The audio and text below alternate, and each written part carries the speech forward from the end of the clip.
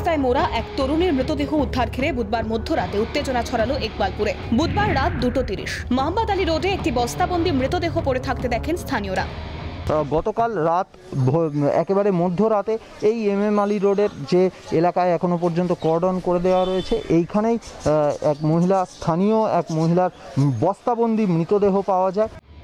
সঙ্গে সঙ্গে খবর দেওয়া হয় স্থানীয় ইকবালপুর থানায়। পুলিশ এসে বস্তা খুলে দেখে হাত পা মোড়া এক তরুণীর মৃতদেহ। দেহ उद्धार করে एसएसके में নিয়ে যায় पुलिस।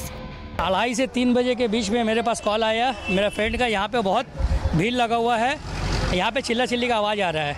तो हम ठीक है फ़ोन रखो, हम आता है। तो आगे देखते हैं यहाँ पे बहुत सारा भीड़ है। तो एक वहाँ पे बस्ता रखा हुआ है, एक बस्ता रखा हुआ, उनके अंदर में बॉडी है, थोड़ा उनके एक लेडी का 2 पाँव नज़र आ रहा है। तो साथ ही साथ यहाँ पे थाना को इन्फॉर्म किया गया। महिला यहाँ पे रहता है, वारसी लाइन में रहता है। यहाँ पे गला पे एक सामने दाग नजर आया। এরপর ঘটনাস্থল ঘিরে ফেলে তদন্ত শুরু করে পুলিশ। ডগ স্কোয়াড এনে চলে তদন্ত। জানা গিয়েছে মৃতা যুবতীর নাম সাবা খাতুন, ডাকনাম নয়না। ঘটনার তদন্তে নেমে পুলিশ জানতে পেরেছে নেশাগ্রস্ত ছিল সাবা খাতুন ওরফে নয়না।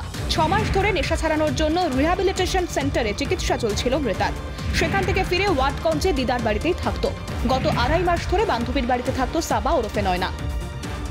তদন্তকারীরা ইতিমধ্যেই নিজেদের মতো করে তদন্ত করছেন। ডগ স্কোয়াডের ডগকে এনে এখানে তদন্তের কাজ এগিয়ে নিয়ে যাচ্ছে। বুধবার সন্ধ্যে 7:30 নাগাদ একটি ফোন আসে মৃতার কাছে। এরপর বান্ধবীর বাড়ি থেকে বেরিয়ে যায় তরুণী। তারপর থেকে ফোন সুইচড অফ ছিল। তরুণীর গলায় ক্ষতচিহ্ন মিলেছে। ফোন এসেছিল, চলে গেছিল, কোথায় গেছিল সেটা জানি না।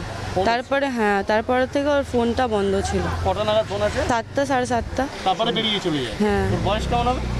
20 বছর। কালকে অনেক ফোন আসছিল, এবারে কার ফোন আসছিল, তারপর থেকে যখন আমরা দ্বিতীয়বার ফোন করি একটু 8:30 9টার দিকে, তো তার ফোন বন্ধ।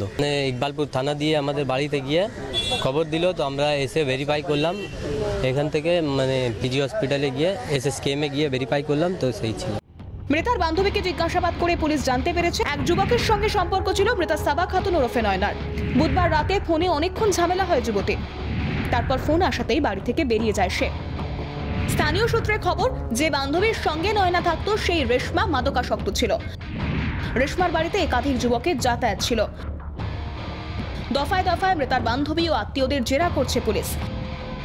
ইতিমধ্যেই মৃতার বান্ধবী রেশমাকে জেরা করেছে পুলিশ। কি কারণে মৃত্যু এখনো পর্যন্ত পুলিশ আধিকারিকেরা নিশ্চিত নন, এবং মৃত্যুর কারণ জানার জন্যই যেমন তারা পোস্টমর্টম রিপোর্টের ওপর ভরসা করে রয়েছেন, ঠিক তেমনই সাবার যে বান্ধবী রেশমা তাকে জিজ্ঞাসাবাদ করছেন। জেরা করা হয়েছে মৃতার এক কাকা ও জামাইবাবুকে। খাস কলকাতার বুকে এই ধরনের ঘটনায় রাজ্যের নারী নিরাপত্তা নিয়ে প্রশ্ন তুললেন বিজেপির মহিলা মোর্চার সভানেত্রী অগ্নিমিত্রা পল। সেখানে মহিলাদের সিকিউরিটিকে এনশিওর করা, আমরা সিকিউরিটি পাইনি কোনো। আজকে 2012 সালে পার্কস্ট্রিট রেপ কেস, কামদুনি, তারপর হাজার হাজার ঘটনা, কিন্তু কোনো ঘটনাতে কোনো বিচার হয়নি, কোনো শাস্তি হয়নি। আজকে নির্ভয়াতে আমরা চোখের সামনে দেখেছি শাস্তি হতে, কিন্তু এখানে কোনো শাস্তি নেই, কোনো চার্জশিট জমা হচ্ছে না। যারা অ্যাকিউজ তারা যদি টিএমসি কার্যকর্তা হয়, তাদেরকে বাঁচিয়ে দেওয়া হচ্ছে। আজকে সূত্রের খবর, বুধবার যার সঙ্গে কথা বলে বাড়ি ছেড়েছিলেন সাবা ওরফে নয়না, সেই ব্যক্তিকে ট্র্যাক করা গিয়েছে। তাকে জেরা করার প্রক্রিয়া চলছে। সব মিলিয়ে খাস কলকাতায় এক তরুণীর রহস্য মৃত্যুর ঘটনায় প্রশ্ন উঠছে পুলিশি নজরদারি নিয়ে। ক্যামেরায় নিখিল দাস ও রাজা নন্দীর সঙ্গে সৈকত পাল ও অভিরূপা সাহার রিপোর্ট, ক্যালকাটা টেলিভিশন নেটওয়ার্ক।